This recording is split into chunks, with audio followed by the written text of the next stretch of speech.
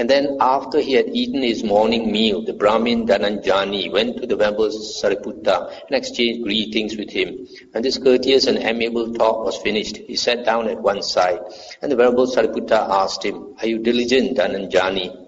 And he said, "How can we be diligent, Master Sariputta, when we have to support our parents, our wife and children, and our slaves, servants and workers, when we have to do our duty towards our friends and companions, towards our kinsmen and relatives, towards our guests, towards our departed ancestors, towards the deities, and towards the king, and when this body must also be refreshed and nourished." Let's stop here for a moment. So here, Venerable Sariputta is asking him whether he is diligent in the Dhamma, probably meaning that whether he is practicing dana, sila, learning the Dhamma, and memorizing the Dhamma, and all that. So he said, how can he be diligent in the Dhamma when he has to support so many people? This is a typical excuse that some people give. They have to do all kinds of duty. There you see what Venerable Sariputta says. What do you think, Dhananjani? Suppose someone here were to behave contrary to the Dhamma, to behave unrighteously for the sake of his parents, and then because of such behavior, the wardens of hell were to drag him off to hell. Would he be able to free himself by pleading thus, "It was for the sake of my parents that I behaved contrary to the Dhamma, that I behaved unrighteously, so let not the wardens of hell drag me off to hell"? Or would his parents be able to free him by pleading thus, "It was for our sake that he behaved contrary to the Dhamma, that he behaved unrighteously, so let not the wardens of hell drag him off to hell"?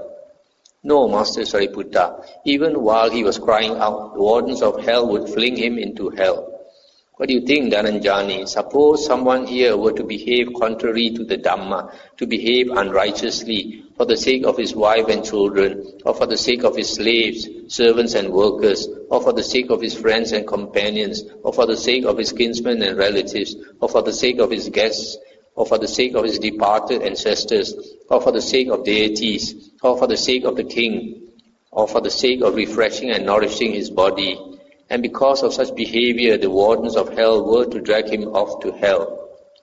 Would he be able to free himself by pleading thus, "It was for the sake of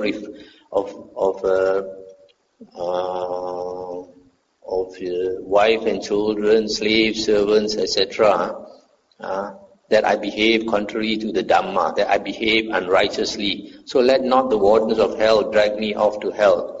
Or would others be able to free him by pleading thus, "It was for the sake of refreshing it was for the sake of his relatives and friends, etc., that he behaved contrary to the Dhamma, that he behaved unrighteously, so let not the wardens of hell drag him off to hell"? No, Master Sariputta, even while he was crying out, the wardens of hell would fling him into hell. Let's stop here for a moment. So here you notice, what is mentioned here is interesting, that if a person's karma is such that he is to be reborn in hell, the wardens of hell would come up and drag him down to hell. This is one of the few places where they mention this in the suttas.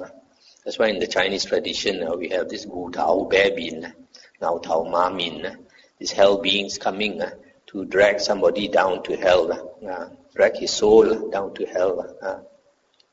So this is one thing I like to mention, which is interesting in the Buddhist tradition. The other thing is, if a person conducts himself not according to Dhamma, that means he breaks the precepts, and he does it for the sake of his parents, or for his family, or for his relatives, or for his friends and servants and workers and all that. This King Yama in hell is not going to excuse him. He will still be dragged down to hell. So we cannot give the excuse that we have to work and earn a livelihood for our relatives, that we cannot practice the precepts. Dhananjani, there are other kinds of work, profitable and in accordance with the Dhamma, by means of which one can support one's parents, and at the same time both avoid doing evil and practice merit. This sentence is very important.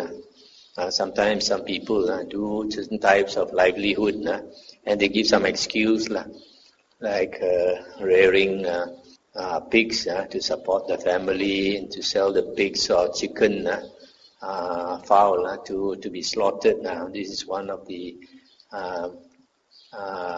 trades or business that the Buddha says a lay person should not do.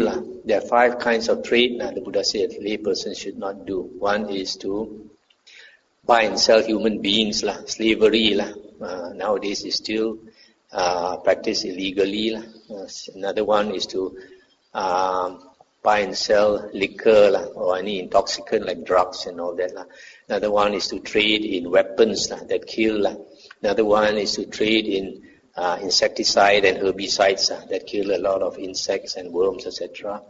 And the 5th one is not to rear animals for sale to be slaughtered. For example, rearing cattle, or rearing pigs, rearing chickens and ducks and all that, which you sell to the market to be slaughtered. So if a person does all these types of trade, in the end, when he is dragged off to hell, he cannot give the excuse that it is because of his parents or for his relatives or his family, etc. Dhananjani, there are other kinds of work, profitable and in accordance with the Dhamma, by means of which one can refresh and nourish this body, and at the same time both avoid doing evil and practice merit. This sentence is very important because not only trading in all these things, but a lot of work sometimes people do is not good for them, but they think it's necessary. It's not like here Venerable Sariputta says it's not really necessary because there are so many other types of work which is profitable and in accordance with the Dhamma. But the problem is sometimes some people they want to find the easy way. If you just I can give some simple example. For example, if a woman prostitutes herself just because she can, it's easy work and can get a lot of money. In the end, she's going to suffer for it. Or if a person sells drugs or any of these illegal professions, they make big money and it's easy to make big money. But at the end of their life, which is so short, they will have to suffer for it. So this sutta is interesting for a lot of lay people. Don't give the excuse that because of the family, because of having to look after the parents and all that, that you cannot keep the precepts. You have to keep the precepts. You cannot give any excuse if you don't keep the precepts. Because in the end, we will have to pay for our unwholesome karma with much suffering. And this suffering is not a short time, If you are born in the woeful plains, it's a very, very long time of suffering. Even the lowest, even you are born as a ghost, you'll be there and suffer terribly, because every night it's a torture. Every night is a torture for ghosts, going out, looking for food, nothing to eat, except all the corpses and all the undesirable things.